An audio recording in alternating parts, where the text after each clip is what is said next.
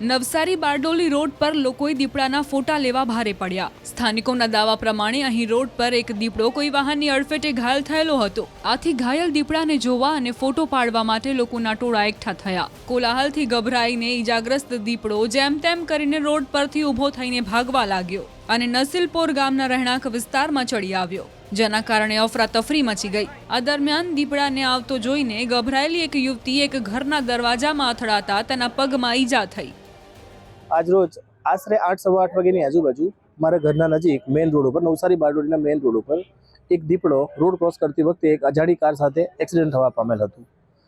ત્યારબાદ દીપડો એક્સિડન્ટ થયાથી થોડી એને ઇન્જરી હતી અને ઇન્જરી થવાથી રોડની એક તરફે ચાલ્યો ગયો।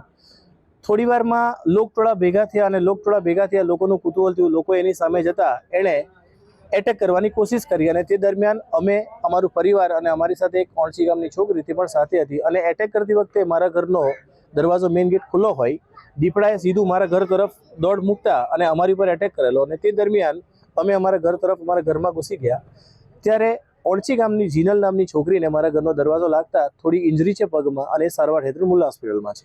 દીપડો મારા ઘરમાં ઘૂસે તે પહેલા અમે દરવાજા બંધ કરી દીધા હતા અને ત્યારબાદ દીપડાને મારા ઘરની બાજુમાંથી જે પાછળ ખેતરો છે શેરડીના એ તરફે ચાલ્યો ગયો છે। અત્યારે અમે આ ઘટનાની જાણ તાત્કાલિક વન વિભાગને કરી અને વન વિભાગ દ્વારા એમની ટીમને પણ બોલાવવામાં આવી। અત્યારે હાલ એની શોધખોળ ચાલે છે, કારણ કે જે રીતે એની ઇન્જરી છે એ જોતા ચોક્કસ એવું લાગે છે કે દીપડો અહીંથી વધુ આગળ ગયો હોય એવું લાગતું નથી। ત્યાર પછી મેં ઘરે જવા માટે પાછી આવી એટલે દીપડાએ અચાનક જ હુમલો કર્યો, એટલે મેં બી મારી જાન બચાવવા માટે મેં પણ ઘરમાં ઘૂસી ગઈ। મને પગમાં વાગ્યું છે ને પગમાં ફ્રેક્ચર છે। હા, એટલે મને લાગ્યું છે પગમાં લાગ્યું છે એટલે મને લાગતું છે કે એમના નખ જ વાગ્યા હશે, બીકોઝ એમ મારી ઉપર હતો એમ। સ્થાનિકોએ જાણ કરતા વન વિભાગની ટીમ દોડી આવી અને ઘાયલ દીપડાની શોધખોળ શરૂ કરી। નસીલપુર ગામે દીપડાનો એક રોડ અકસ્માત થયેલો છે અને એક્સિડન્ટ બાદ દીપડો રહેણાંક વિસ્તારના પાછળના ભાગે ભાગી ગયેલો છે, તો અત્યારે એમને રેસ્ક્યુની કામગીરી શરૂ છે।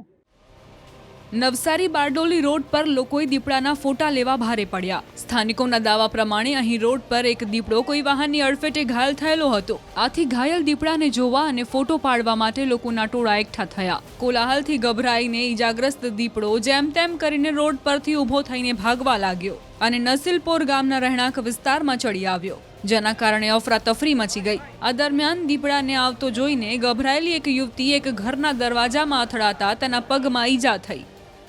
આજરોજ આશરે 8:15 વાગ્યાની આજુબાજુ મારા ઘરના નજીક મેઇન રોડ ઉપર નવસારી બારડોલીના મેઇન રોડ ઉપર એક દીપડો રોડ ક્રોસ કરતી વખતે એક અજાણી કાર સાથે એક્સિડન્ટ થવા પામેલ હતું।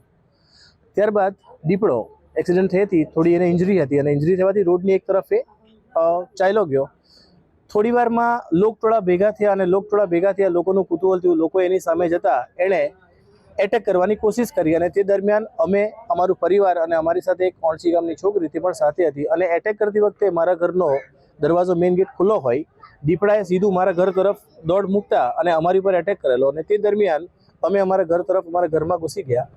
ત્યારે ઓણસી ગામની જીનલ નામની છોકરીને મારા ઘરનો દરવાજો લાગતા થોડી ઇન્જરી છે પગમાં અને સારવાર હેઠળ મુલ્લા હોસ્પિટલમાં છે। દીપડો મારા ઘરમાં ઘૂસે તે પહેલા અમે દરવાજા બંધ કરી દીધા હતા અને ત્યારબાદ દીપડાને મારા ઘરની બાજુમાંથી જે પાછળ ખેતરો છે શેરડીના એ તરફે ચાલ્યો ગયો છે। અત્યારે અમે આ ઘટનાની જાણ તાત્કાલિક વન વિભાગને કરી અને વન વિભાગ દ્વારા એમની ટીમને પણ બોલાવવામાં આવી। અત્યારે હાલ એની શોધખોળ ચાલે છે, કારણ કે જે રીતે એની ઇન્જરી છે એ જોતા ચોક્કસ એવું લાગે છે કે દીપડો અહીંથી વધુ આગળ ગયો હોય એવું લાગતું નથી। ત્યાર પછી મેં ઘરે જવા માટે પાછી આવી એટલે દીપડાએ અચાનક જ હુમલો કર્યો, એટલે મેં બી મારી જાન બચાવવા માટે મેં પણ ઘરમાં ઘૂસી ગઈ।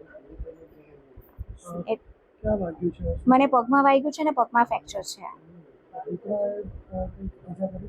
હા, એટલે મને લાગ્યું છે પગમાં લાગ્યું છે એટલે મને લાગતું છે કે એમના નખ જ વાગ્યા હશે, બીકોઝ એમ મારી ઉપર હતો એમ। સ્થાનિકોએ જાણ કરતા વન વિભાગની ટીમ દોડી આવી અને ઘાયલ દીપડાની શોધખોળ શરૂ કરી। નસીલપુર ગામે દીપડાનો એક રોડ અકસ્માત થયેલો છે અને એક્સિડન્ટ બાદ દીપડો રહેણાંક વિસ્તારના પાછળના ભાગે ભાગી ગયેલો છે, તો અત્યારે એમને રેસ્ક્યુની કામગીરી શરૂ છે।